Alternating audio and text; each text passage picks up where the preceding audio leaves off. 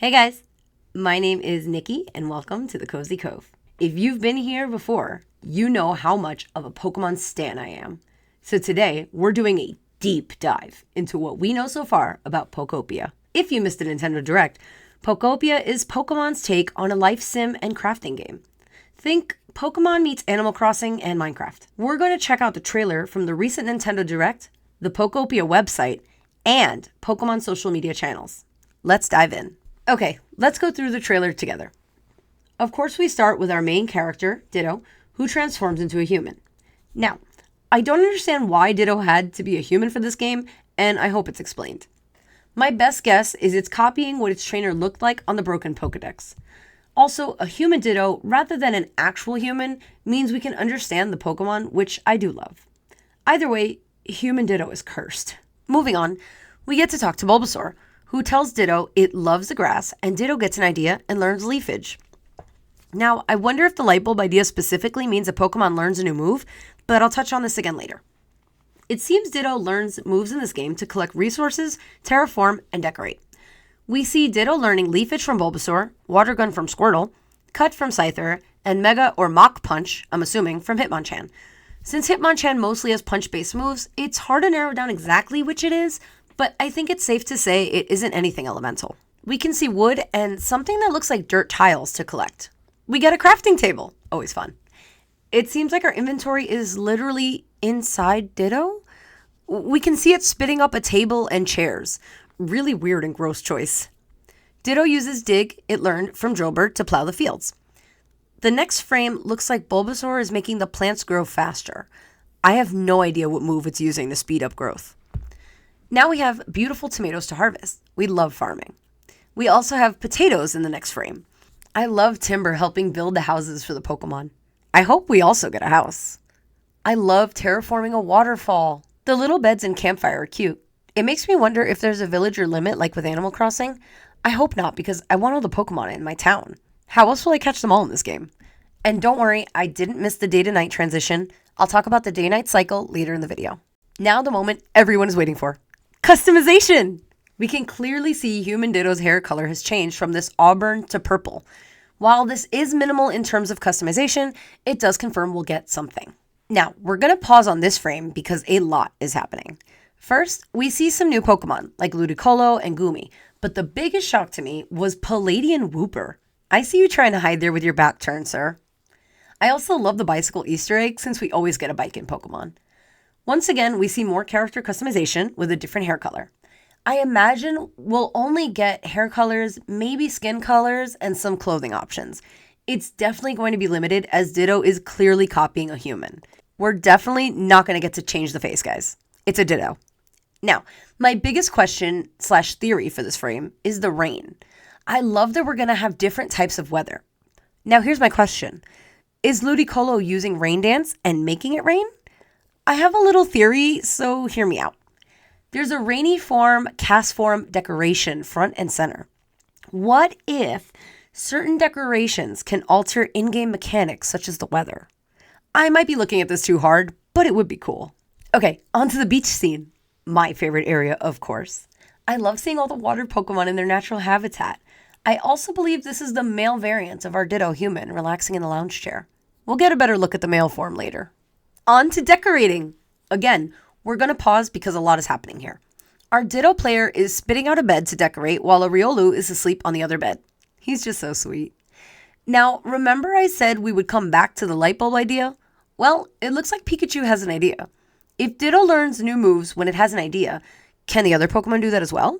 Or do they have an idea for our character? It's too soon to say, but it's interesting to see other Pokemon have the light bulb moment.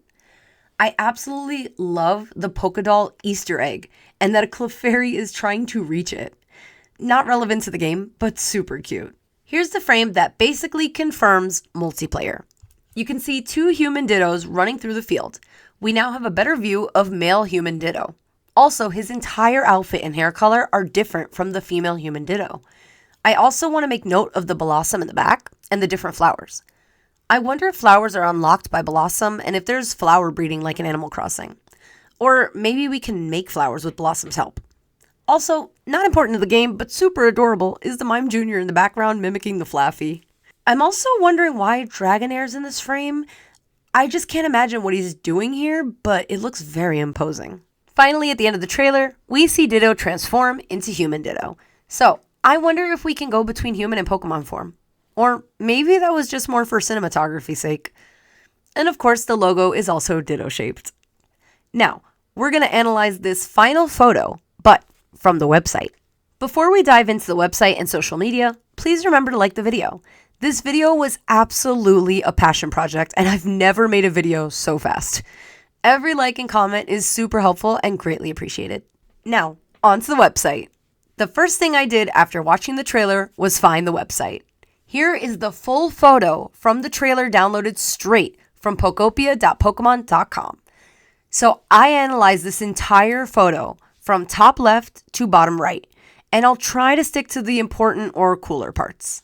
At the very top, we see Arcanine in a volcanic type area. Based on the trailer, we know there will be multiple biomes throughout this island. Region? World? Whatever they end up calling it. Then we go down a bit and see a Sudowoodo blocking the road to the volcanic area, which I love. Such a simple Easter egg from Gen 2. And it looks like Farfetch'd is ready to possibly cut him down. Don't worry, Sudowoodo will be okay. We see an adorable Torchic lighting a campfire using Ember. I just love Torchic. Now, what I found really interesting about this picture is that there's a painting on an easel. Smeargle, where are you? While not in the picture, I'm fairly confident it will be in the game. Next, there are many Pokemon hanging out in various areas. I could name them all, but this video will end up being an hour long. I will point out the tiny Spinarak hiding among the trees. That one's easy to miss. I love the Drifloon floating by. Luckily, without a child. If you know, you know.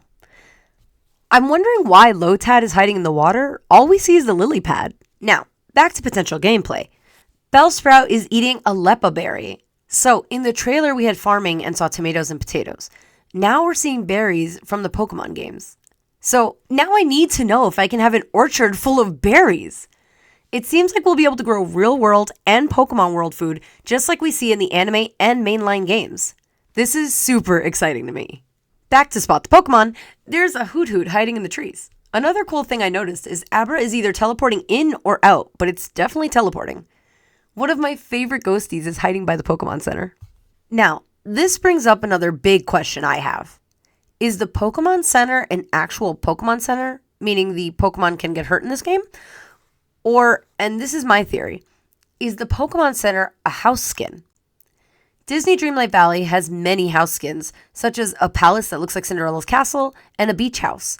So I'm guessing Pokopia will do something similar with house skins, but we'll have to wait and see. Of course, you can't have a Pokemon game without Pikachu front and center.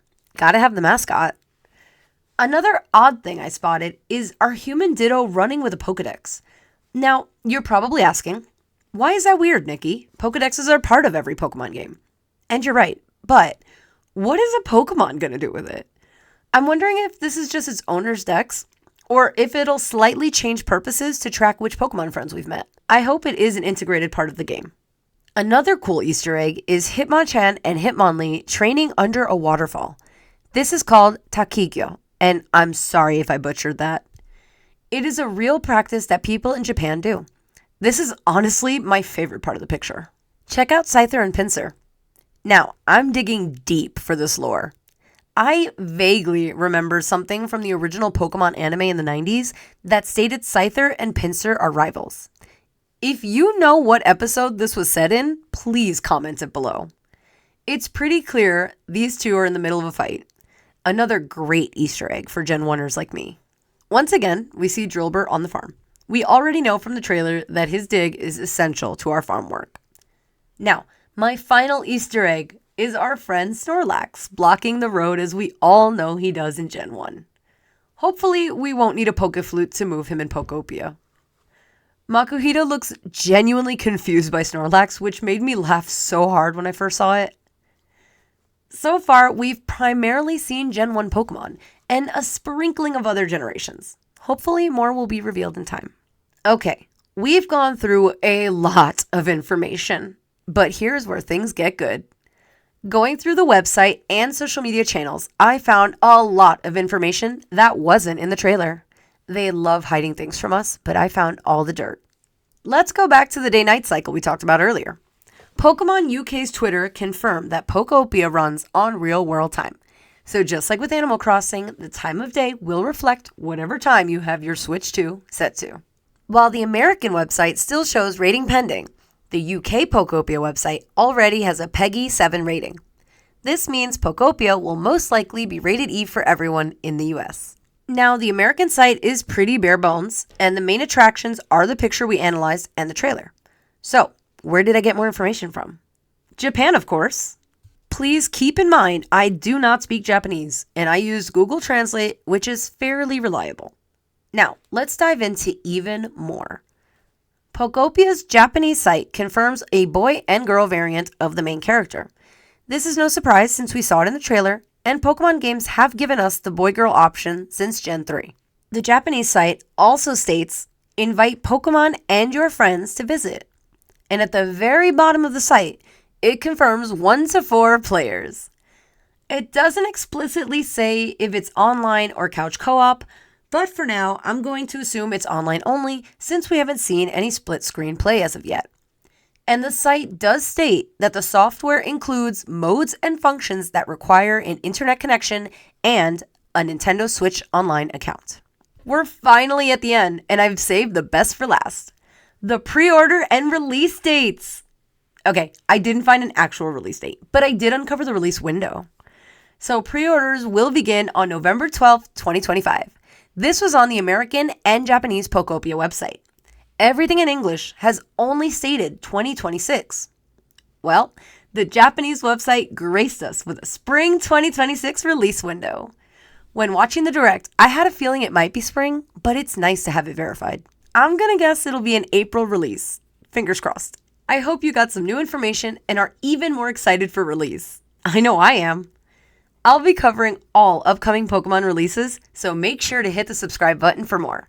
Remember to like the video before you swim away, and I'll see you all next time.